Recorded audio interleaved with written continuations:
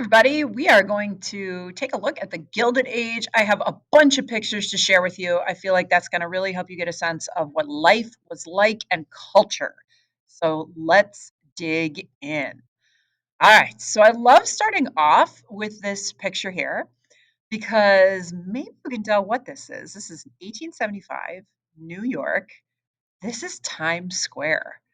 Look at this. And those of you that have been to Times Square, you can appreciate this. I love the horses and buggies, right? But the buildings starting to come up. I feel like this is a great place to start when we talk about just the vast changes that are going to happen in our cities that we've been looking at.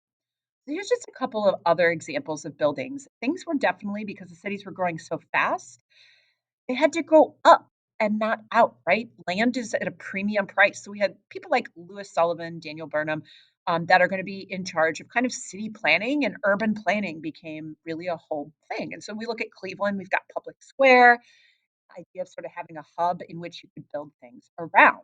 So here's just a couple of other examples of some of the buildings. And look at, because it's the Gilded Age, because we love to show off our wealth, right? That's a big part of what we see happening here. The spike in materialism post Civil War. Look at the ornate detail. And these are the kinds of things that when you're next time you're downtown Cleveland and you're walking maybe to a Cavs game, or going to see a baseball game, Browns, just look up. Look up around you. You will notice the details in these buildings. And here is another Cleveland landmark, the Cleveland Arcade. I mean, they don't make things like this anymore, right? Like we're now our buildings tend to reflect our values of efficiency and nice clean lines. But I mean, these are really works of art. And I think that's something that's kind of typical of the period. This whole concept of showing off the wealth that was being amassed both as a nation and, as we'll see, by individuals. So let's start talking about different what did the different classes look like, and what did it sound like when we walk down the street, right? What do you see? What do you smell? Take a look at that. So we'll start with the upper class. So they're living large. Here's a couple of the mansions that we were seeing, some of the people we talked about, some of the railroad tycoons, right? Carnegie Steel, and there's the Frick Mansion. Here in Cleveland, we had Millionaires Row, which is East Ninth Street. Look at the summer cottages. Yeah, that's what my summer cottage looks like too. I don't know about you, right? Places like the Hamptons, Newport, Rhode Island, these are sort of like the summer playgrounds of the rich because it was really, I mean, if you've ever been to New York City in the summer, it is hot and steamy, and the concrete is going to radiate that. So a lot of people were looking to get out of the city. So we'll talk about that a little bit more. Middle class housing looks a little different, right? So it's still kind of very crowded, and again, building up and not out. So we see the brownstones that are very common in places like Chicago, New York. You see a lot of things like this, right? And they're still around today. So they're very nice, but definitely not a lot of space. You don't have a lot of green space. So here's kind of some of the middle class housing. A little bit farther out from the city. Now you might see this on the west side of Cleveland, near east side. Some of these older homes that were built do have a little bit of a yard, but often they're two-family homes.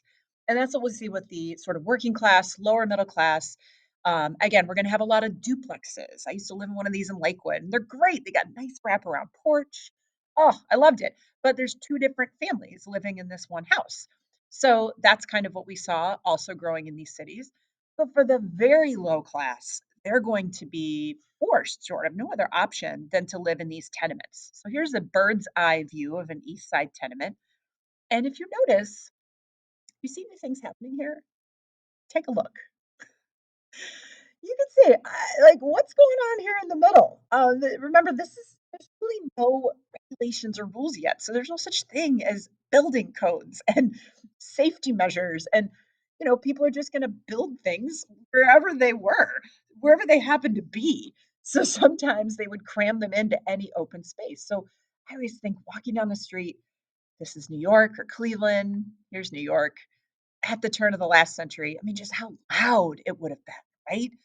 Poor sanitation is an issue in the tenements. And they call these the dumbbell tenements. You can kind of see why, looking at them from above, it almost looks like two dumbbells, like you're going to do some arm curls or something. So they would have, not very good ventilation. There's not a lot of flowing air. So that's going to mean diseases like tuberculosis will be spreading. And we'll also see that there's a lot of people crammed into a small space. So here's kind of what it looks like there. This, like, oh my gosh, I just wanna tell these children to get off the roof, okay? Like, kids would, especially before school was mandatory, and if your parents are both working, kids would, jump from building to building, which sounds fun until you fall. Yeah, I just wanna get them down. So, you can see it's busy, it's crowded, it's loud, you can almost think about all the different languages being spoken, right? And people selling things on the street and the smells of all the food, and here's some kids playing in the little the fire hydrants, right? So these are the kinds of things that we're going to see as our cities are growing really, really fast. So just some more images coming here. I mean, look at that. Look how crowded it is. I love it. Like, oh, someday somebody makes a time machine because I just want to go back to this time and just like walk around and listen. I just want to eavesdrop.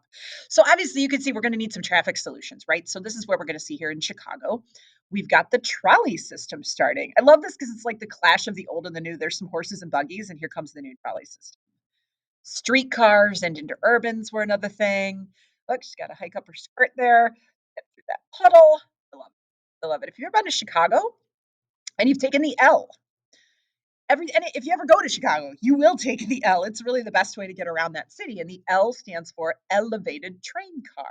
And look, here's an old picture of Chicago. Look how close it is to the buildings, though. And those of you that have been there, you know what I'm talking about. Like you're on there and you almost feel like you can reach out the window and touch the buildings. So this is Wabash Avenue, right down by the Magnificent Mile in Chicago. Here's a few more pictures. Look at the old and the new. This guy's looking at you right here. He's like, what's going on? Here's the horses and buggies, but then you've got that elevator. It's like one world is ending and another world is beginning. Are you as excited about this as I am? Because I'm really excited. The subway.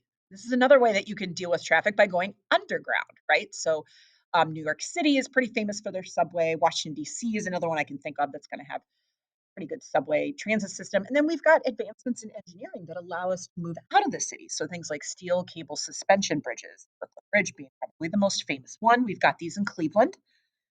Cleveland being an industrial city, we see that happening as well. And then city parks. So Cleveland's Metro Parks just had their 100th birthday in 1917 or in 2017. And Central Park is another one that maybe some of you might have been able to go to.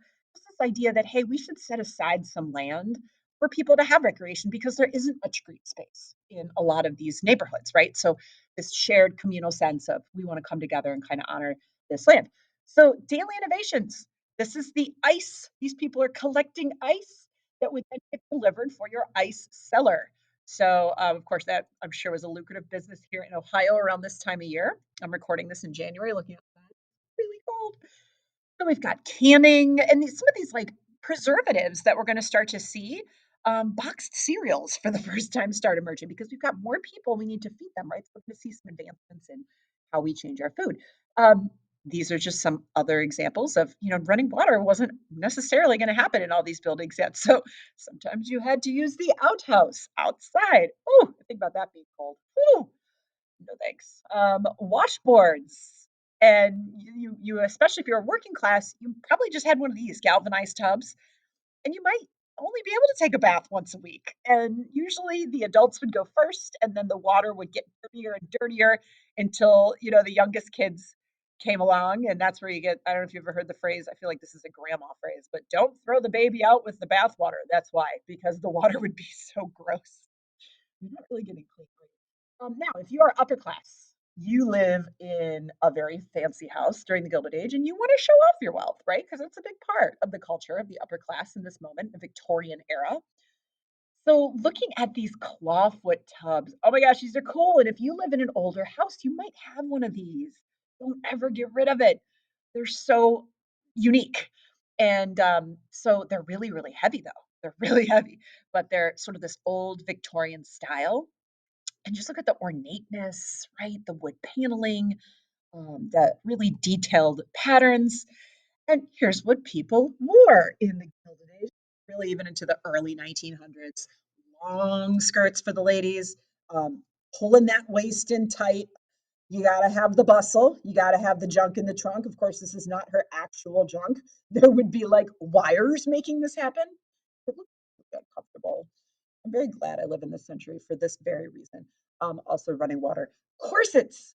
Yeah, I don't need this either. Corsets, this does not look like a good time, especially if you're an upper class, you're gonna pull that really tight. Some of them would go down to like a 20-inch waist, which is just where do your organs go? I don't know. Just gonna keep wearing leggings over here. The failed bloomers experiment. So these were actually their bathing suits until, as you can see, that some people would be weighted down, and there were a few people that drowned wearing these bathing suits. They were like, "Yeah, maybe we should fix that. Maybe we shouldn't have as much." But this real idea of modesty is still a thing at this point. That really won't start to change until we get to the 1920s. Here's some upper class menswear. You got to have the fob watch. You always have a hat, and usually in the Gilded Age, you have some kind of facial hair. This is Navy Pier in Chicago. So they look like they're having a good time. That looks fun.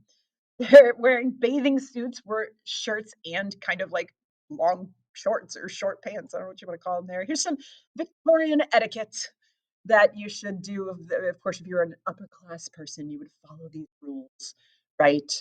No talking or laughing on the street, no clothes that call attention, only appropriate language. Leisure time activities start to be a thing during the Gilded Age because we do see people having a little bit more leisure time, right? Especially after some of the workers' unions have had those strikes that granted some 8-hour workdays. So photography was one of the earliest ones. Eastman Kodak came out with the Brownie camera. It's going to be a little less cumbersome because originally this is what they looked like.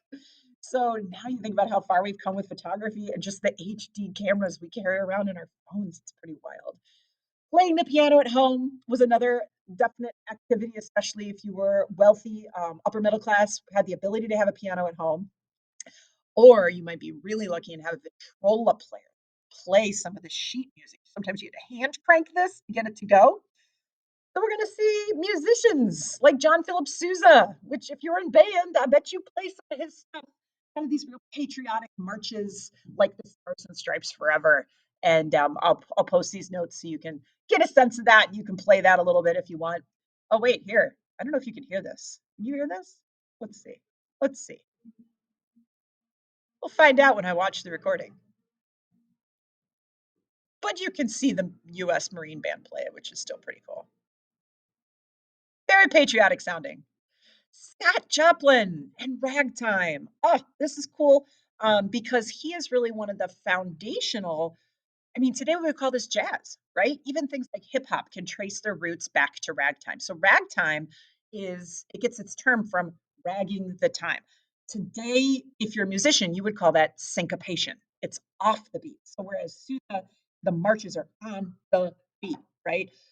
Ragtime is a little off the beat. So it's actually kind of setting up later on what we call jazz. So probably the most famous one is going to be the Maple Leaf Rag or the Entertainer. And again, my pianists in the house, where you at? You probably have heard this. I hope I'm showing my sound. Otherwise, you're just going to see his picture. There he is. A lot of my other students notice that the Entertainer, you might notice that as the ice cream truck song. That's the ice cream truck. That's Scott Joplin. So tremendously influential. We're going to start to see popular music become really a thing during this time, right? Because people are able to buy records for the first time and kind of spread musicians. You don't have to see it live. So tennis is a sport of the rich. And why is that? Because you need space. And remember, in the city, space is at a premium. So yeah, here's what they used to wear to play tennis. Where are my tennis players at? You're probably looking at that going, how do I play tennis in that, right? I don't see Serena playing in that. It's very cumbersome. So we start to see some of these upper class, activities. I love this bike. I'm a cyclist, so this one makes me laugh. Like, what even is the purpose of that? I really want to try riding one though. I feel like that'd be fun. Croquet is another sport of the wealthy because it, of course, required space, right? Green space. Horse racing was a real popular pastime. That was something that everybody could kind of get into because, if you're wealthy, you could buy the tickets close. And if you are not, you can get a very, like kind of crowded standing room only. Same thing with baseball. So, does anybody know the first baseball team? And for this very reason, this team, even now in the major leagues, always has the first pitch of the first game of every season. Give me a second. Do you know? Do you know? My baseball players probably know. My softball players, you probably know. It's the Cincinnati Red Stockings. or Cincinnati Reds. So yeah, because they are the oldest team still around, they always get the home field advantage and they always throw out the first pitch of any game every season. Traveling circuses. If you have seen oh, Greatest Showman, that's what I'm thinking about. It's loosely based on P.T. Barnum, but the circuses were another way that kind of this mass entertainment. Now we've got all these people in one spot. Amusement parks, Coney Island, Cedar Point. Cedar Point, which is a playground, definitely for the wealthy, Lakeside and Marblehead. That was where Cleveland's rich escaped the heat of the city. And so the Breakers Hotel, if you ever go to the Breakers Hotel, around at some of the old pictures, they're super cool. So here's like a couple of different games, the steeplechase. All right, this is the steeplechase. This just looks like a lawsuit waiting to happen. Like I feel like these guys are going to fly off these horses. They weren't really concerned with that. Here's my favorite. Look at this one, human roulette wheel, Coney Island, New York. So this looks like I just feel like I want to vomit looking at this picture. You would get in the middle, it would start spinning around, and then one by one, people would go flying off, and like the last person in there gets a prize. But I don't know. I feel like the vomiting involved would probably cancel out whatever prize that would. So yeah, Euclid Beach Park is another one. Now it's not in Cleveland anymore as it used to be, but this is pretty awesome. Oh, hold on, got to disable my ad blocker. Okay, okay, okay. Please, please, Cleveland.com. Let me show them. Let me show them. There it is. This is the old Euclid Beach Park, which now is owned by the Metro Parks. Look, JFK even went there to give a speech. It's kind of crazy. So here's some old pictures. Look at that little guy's bathing suit. So cute. Here is the old carousel that's now at the Cleveland History Center, which you can ride for $3. Kind of fun. Look at all the cars. Look at all the cars parked there.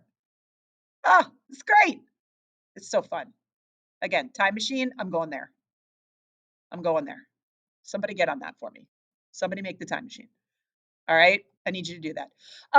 Realism is a new form of art that we're going to see that's really going to be kind of unique to the period. And this was something happening sort of worldwide too. You might remember about realism in world history. We see it in paintings. And it's really just kind of showing a moment in time, the way life was, right? So Frederick Remington, Thomas Eakins is another one. And these are, this is the gross clinic. It's like a medical. I feel like that's not something I would necessarily want hanging in my living room, right? People performing surgery on a cadaver, but it's a moment in time with no judgment. And that's kind of what realist painters were trying to do. So he also pioneered a little bit with photography. And you can kind of see some of that still images. Winslow Homer, known for his landscapes. Um, Mary Cassatt, some of her paintings, including this one on the top right, are in the University, not the University of Chicago, but the Chicago Museum of Art. You ever see their paintings? She focused a lot on women and children, as you can kind of tell. Albert Bierstadt, a German immigrant, painted a lot of landscapes. Then we see some realist writing, like William Dean Howells writes The Rise of Silas Lapham, and this is a fictional story, but he was really kind of criticizing Standard Oil and John Rockefeller through his stories. That's going to be kind of a common theme that we'll see with some of our writers. Edith Wharton is another writer known in this period. Emily Dickinson, the poet, actually dies pretty early in the Gilded Age, but her poems aren't really famous until after her death. Willa Cather's going to write a lot about life on the plains and kind of the realism for a lot of the frontier. And then we get Theodore Dreiser writing Sister Carrie. And this is a big one to understand because it was really pushing the envelope. It was actually banned as being too sexually provocative, which today I feel like they would laugh if they watched any of our, YouTube musicians. But it challenged notions about sex. Like Sister Carrie, the whole book essentially is this girl moves from a very rural area, I believe in Wisconsin, to the city of Chicago. And it kind of is like how she becomes corrupted by the city. She lives with this guy without being married, which of course is a very big deal back then. And she's being corrupted. So you sort of see a little bit of that. And then we get Edward Bellamy's Looking Backward, 2000 to 1887. So this is another one that's kind of like pushing the envelope towards socialism. Remember, we said socialism was growing as a philosophy during this time? So the whole premise is this guy falls asleep in 1887 and he wakes up in the year 2000 and the United States is completely socialist. And then the rest of the story is how they got there. So it's criticizing a lot of the huge gap that we see between the rich and the poor, especially in the cities. And that's going to be a way that the writers are going to kind of do that through their fictional stories. Mark Twain, you can't talk about Gilded Age literature without Samuel Clemens, aka Mark Twain, great American satirist writing things like The Adventures of Huck and Tom Sawyer, and he is one of the greats. New colleges we'll see, so education's going to change. Harvard starts the whole idea of the elective system that you can, take different classes that aren't necessarily related to your major because it's going to make you a stronger student. Johns Hopkins starts the idea of graduate school. Today, they're still known as one of the greatest medical schools. And then we have like the emphasis on popular education, like Chautauqua movement in Chautauqua, New York is a great example of that, where you can go even today. It's almost like a college that's not a college, right? But you can go to this place, you pay a fee to get in, and then there's different exhibits, speakers, and you can take classes. And so it's almost this idea of like spreading education knowledge, right, to everybody. And then Lakeside, Ohio is another good example that's part of the Chautauqua movement. They have down to like the downtown Lakeside, you have to pay to get into, right? So if you've ever been to Lakeside, there's areas that you don't have to pay for, and then there's an area you have to pay to get into. And so this is something that the wealthier people definitely did in Cleveland to escape sort of the heat of the city and kind of to get away from people in the city too, kind of separate themselves. So teach you through all kinds of cultural changes. We've got life, we've got music, we've got fashion, we've got where people live. Any questions you have about anything here in chapter 24, 25, bring them in. We'll talk about them. And hopefully, this helped you understand what life was like a little bit more. Have a great rest of your day.